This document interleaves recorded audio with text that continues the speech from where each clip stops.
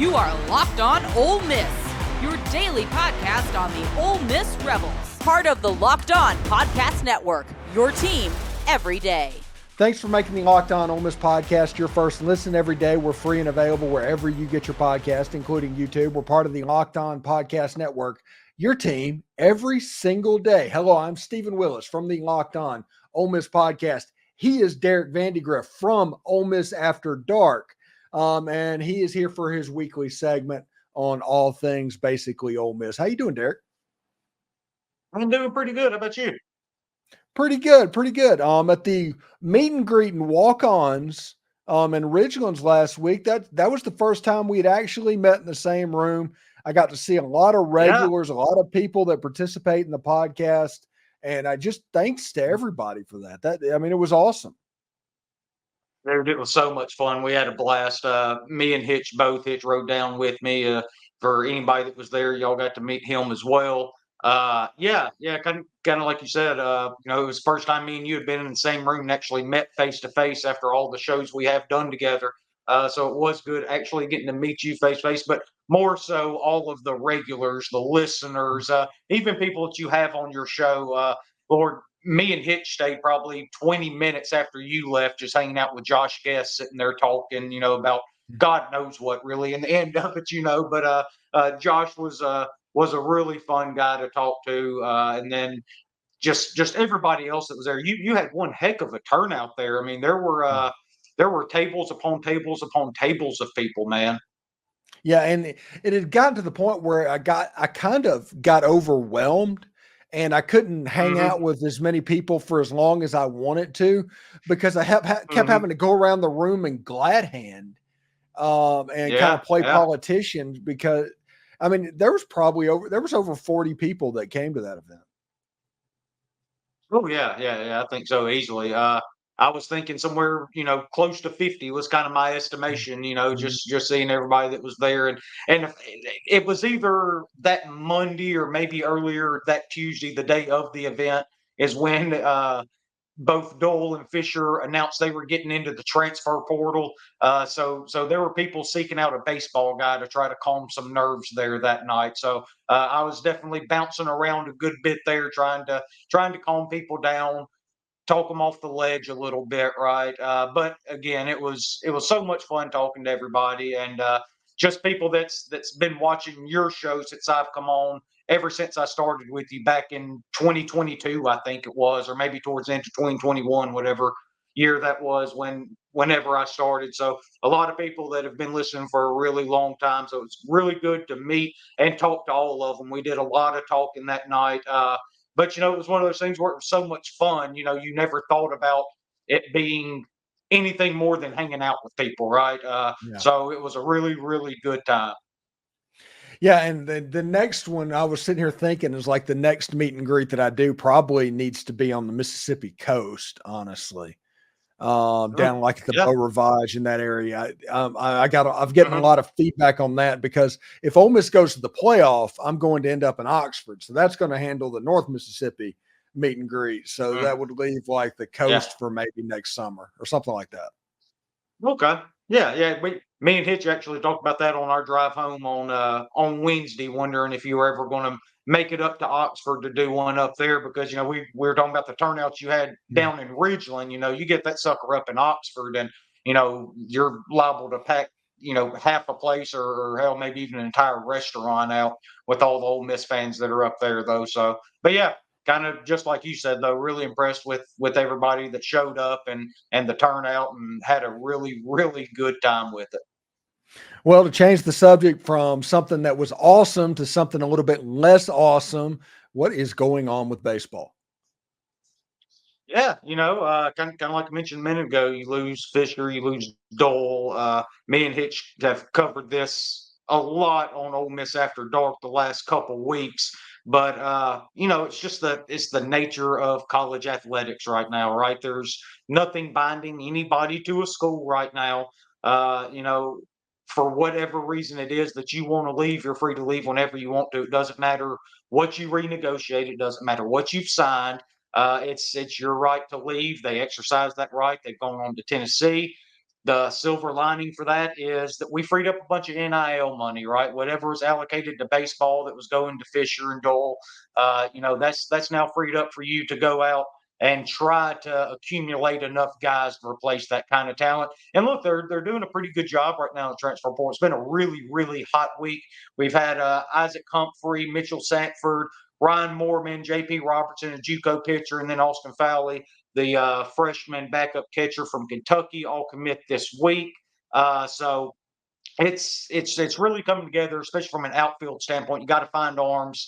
You need the MLB draft to be really kind to you. You need to be able to find a way to get Riley Maddox back, and I think they're in good shape to get him back. Okay, so that's hopefully one guy you don't have to worry about. Get him back into your weekend rotation. Still really need to find that Friday night guy. That's where you hope you can get Hunter Elliott back from the draft if he goes late enough, gets lowballed.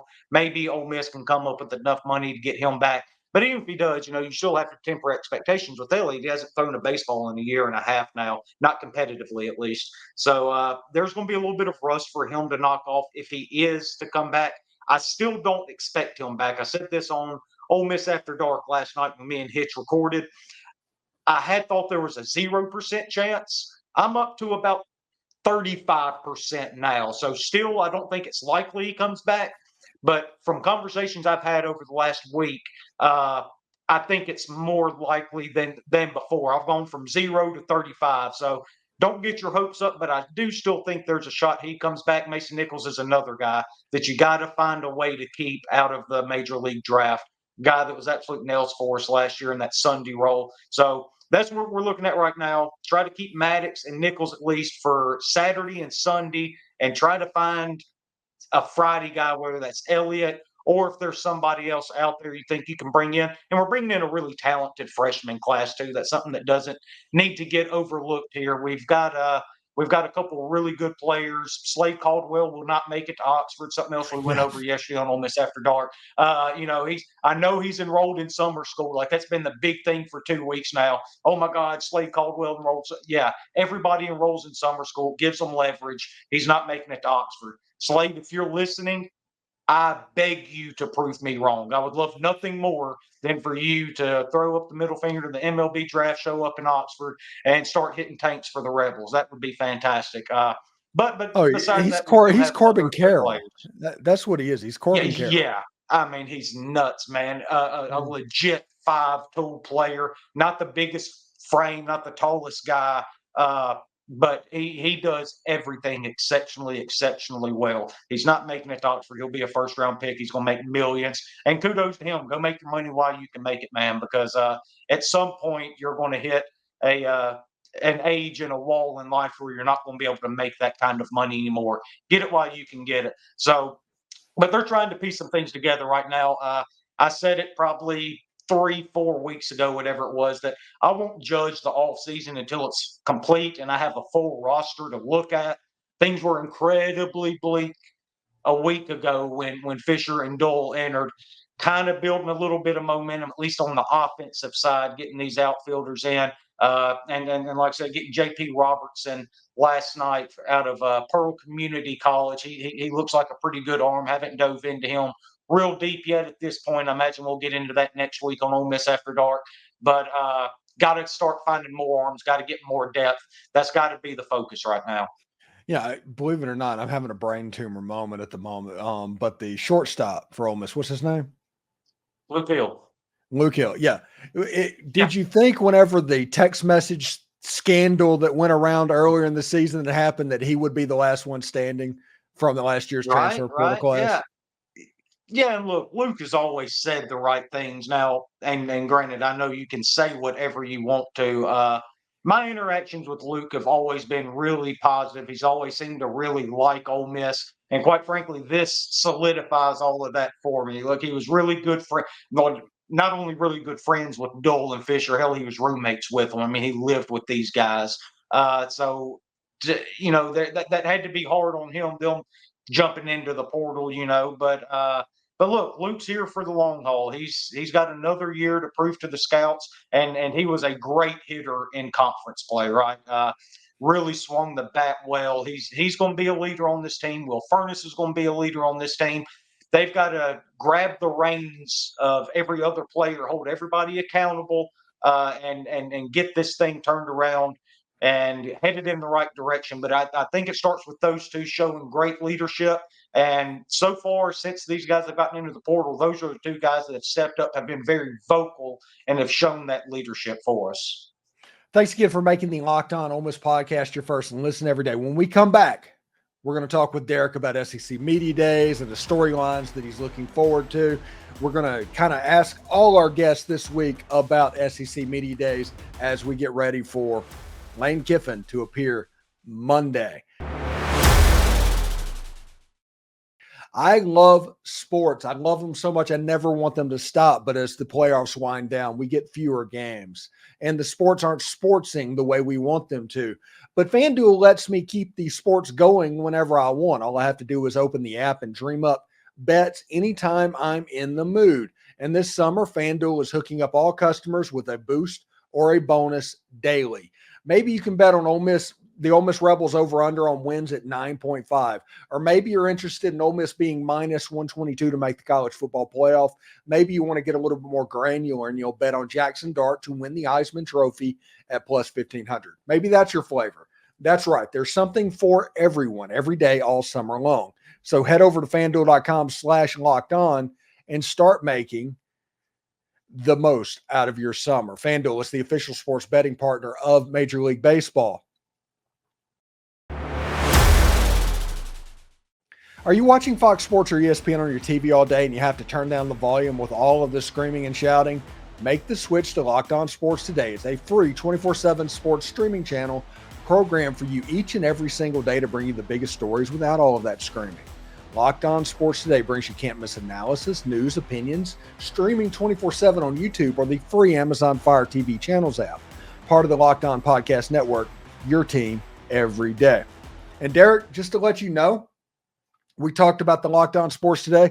Locked On Sports College Sports. Locked On College Sports is going to be a free 24-hour channel that Locked On launches in time for football season. There's also going to be an NFL channel to where you have all the college shows take the priority over that, and you have the national ones and that. It should be pretty cool. Yeah, that will be really cool. I'm always struggling to find something to watch here these days. So if I can just have a 24/7 college football or college sports channel that I can throw up on the TV, then that'll definitely help fill some gaps for me. Yeah, I mean, I'm sure there'll be a lot of Locked On Buffaloes and Locked On USC and all of those as well. But you might see yours truly on the TV as well. So. Yeah. SEC Media Days is less than a week away as we look at it. This time next week, heck, SEC Media Days will be almost over. What are the storylines that you are looking forward to in SEC Media Days this year? Yeah, well, you're going to get the whole dog and pony show of Texas and Oklahoma joining the league, obviously, right? But as far as Ole Miss and Lane Kiffin, I saw they're taking Jackson Dart, Trey Harris, and Jared Ivey, right? Do I have that right? The three guys that are going. Jared Ivey, I think, is going to do so well in front of all of these media members. If you've ever listened to his show, The Ivy League, he's just really comfortable in that setting, it seems like. And has always seemed like a really good dude, too, ever since he transferred from Georgia Tech over here to Ole Miss. So, his mom's pretty awesome too. Miss Tracy's awesome. Oh yeah. Miss Tracy is a one of a kind. We love us some Miss Tracy Ivy, that's for sure. But I'm really excited to see Jared to get in that setting, just because I feel like that's going to be his thing, man. He's just going to be so comfortable sitting down with all these people talking, and of course Lane is going to take all of these opportunities to kind of not dumb down the season a little bit, but kind of throw some rat poison out, if you will. I'm sure he's going to take some shots at Feinbaum for his comments last week, I think it was. But it's just what Lane Kiffin does, and it's going to be a lot of fun.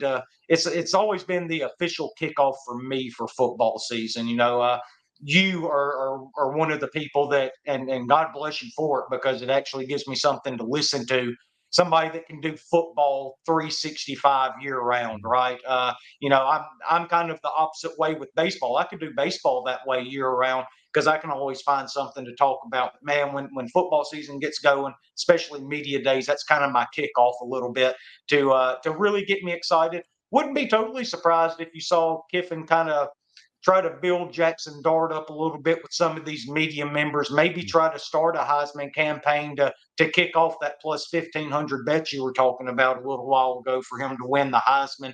That would be a good place for him to start there. And then with Jackson and Trey, I'll go ahead and kind of echo the same thing with Jared Ivey, but they're always so well spoken. They handle themselves so well. Those two guys are going to thrive in that kind of situation too. And a really big opportunity for Jackson Dart, though, to kind of jumpstart that Heisman campaign. I think maybe the biggest thing that I'm looking forward this coming up week. Yeah, and I talked on, I think it was Wednesday's show that I did, of 3 breakthrough players that Ole Miss needed them to break out if they wanted to be all that we hope they could be. And one of them was Rashad Amos. And I think Rashad Amos, being a 230-pound back, he's massive for the offense. But Juice Wells, I think Juice Wells is of the utmost importance, and this is the reason why.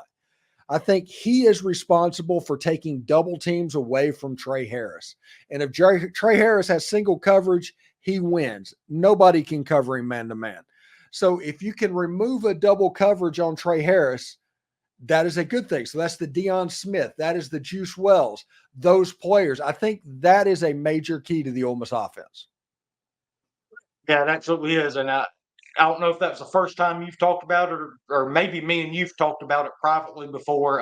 But yeah, if you can find anybody to take a double team off of Trey Harris, you might be looking at a Biletnikoff Award winner, because Jackson Dart's going to keep feeding him down the field every time he has single coverage. And to your point, he's going to keep winning time and time and time again. Just a really, really impressive player. The size, the speed, athleticism, maybe as good as anybody since, maybe even Treadwell when it comes to going up and pinpointing the ball in the air, getting it at its highest point. Laquan was always really, really good with that. You saw it over and over again with all those back shoulder throws when he was here in Oxford. But I think Trey's even a step above Laquan from a speed standpoint, size, athleticism. He's just the total package. He's going to have a really good year if Juice Wells, Deion Smith. And remember, you've got Jordan Watkins still running around out there in the slot too, I would imagine. Just weapons all over the place for Jackson Dart. So the more we sit here and talk about it and go through it and name all of these players, that plus 1,500 seems a little low for me. You need to go ahead and start hammering that, because that's going to only go down as the season continues. And I think the fan base needs to be aware. This football season, I am going to cover it differently than any football season that has come before it. And it's not me being negative. It's not ever going to be me being negative. But what I am going to go is through the lens of Ole Miss. Are they on track to win the national championship? That is the bar that Ole Miss has to meet. Which means if they beat Furman 42-28, we're obviously going to talk like it was a problem. If they beat MT, so stuff. I think Ole Miss fans need to be ready, because my tone of voice and how I cover the game is going to be directly proportional to Ole Miss being ready to win a national championship. And if Ole Miss drops a game that they're supposed to win, I'm going to break out the flamethrower. So everybody needs to be ready for that. Yeah, and I think that's totally fair. I'm actually glad you brought that up. I was going to ask you from a ceiling standpoint, and obviously the ceiling is the national championship, and that's what you're looking for this coming up here. That's what I'm looking for as well. I was wondering if you shared that sentiment or not. But I think it's a great point, because the narrative has to be changed, right? You always looked at Ole Miss as, oh, they're this sneaky team on the schedule. Maybe if you play in Oxford, they can jump up and bite one of the big dogs in the conference. This is the year where we are one of the big dogs, and we need to play like it. We need to expect that, and we need to go into every single game expecting to win. And if we don't, or kind of to your point with Furman, 42-28, if that ends up being the final score, you should look at that as a problem, because not that you should look at it in the lens that Furman's that close to Ole Miss. You should look at the lens of Ole Miss wasn't focused, and every single Saturday, except for that Friday in November in the Egg Bowl, you have to be focused every single Saturday or Friday in this league to accomplish the things that they want to accomplish, what we as fans want them to accomplish, and quite frankly, what we expect. And those are the expectations this team, Lane Kiffin, this program have built up to. So I don't think they're going to hide from. I think you're going to find a laser focused team, and hopefully we won't have to have any of those kinds of conversations later on in the year. Yeah, I think the players are going to be fine. I think Lane Kiffin's going to be fine. I think the problem is going to exist from the way that fans have watched Ole Miss football for 40 years. To where, hey, we won the game. That's all that matters, is just winning the game. Yeah, because at the end of this year it's about winning at a very high level. It's all about beating LSU. It's all about beating Georgia, and the early parts of the season is where we're going to set a barometer of what to set our expectations at the end of the season. So we'll see exactly how that goes. Yeah, absolutely. It's going to be a lot of fun. We're less than 2 months away now from kickoff, so we don't have to wait all that long. Yeah, 50 days. That's right. I did see that earlier. And even more importantly than that, we've got college football, the video game coming out on Monday, so that's going to help fill our gap a little bit and kind of get us there. So yeah, really exciting times to be a Rebel fan. So it's going to be a lot of fun. Thanks again for making the Locked On Ole Miss podcast your first listen every day. We're free and available wherever you get your podcast, including YouTube. We're part of the Locked On Podcast Network, your team every single day. Stephen Willis from the Locked On Ole Miss podcast, Derek Vandygriff from Ole Miss After Dark. What do you got going on this week, Derek? Let's see. Did an interview with Jared Duke on Monday. If y'all hadn't checked that out, go listen to it. It was really good. Just kind of catching up with Jared and what he's been up to since he left Ole Miss. It was really funny. He was a senior when Laramie was a freshman there, and he's talked about the difference of Laramie Tunsil from literally every other freshman offensive lineman to ever play in the SEC. But he's also really big into players' mental health. He's studying psychology. He's gone back to school, so he's trying to finish all that stuff up so he can help with players' mental health. That's really important to him. Me and Hitch had a show yesterday that came out last night, and we're actually going to be interviewing Isaac Humphries, the Louisville outfielder just committed to Ole Miss. We'll be interviewing him tonight, and so that'll be up and ready for y'all either here on Wednesday night or maybe Thursday morning. I'm not sure when it's going to get posted quite yet, but yeah, so far that's all I got planned, but we're still working on several things to keep bringing y'all as many shows and as much content as we can. Yeah, you're just a machine, buddy, and thank you for everything. All right, man. I appreciate it, bud. Howdy toddy, bud. Howdy toddy, man.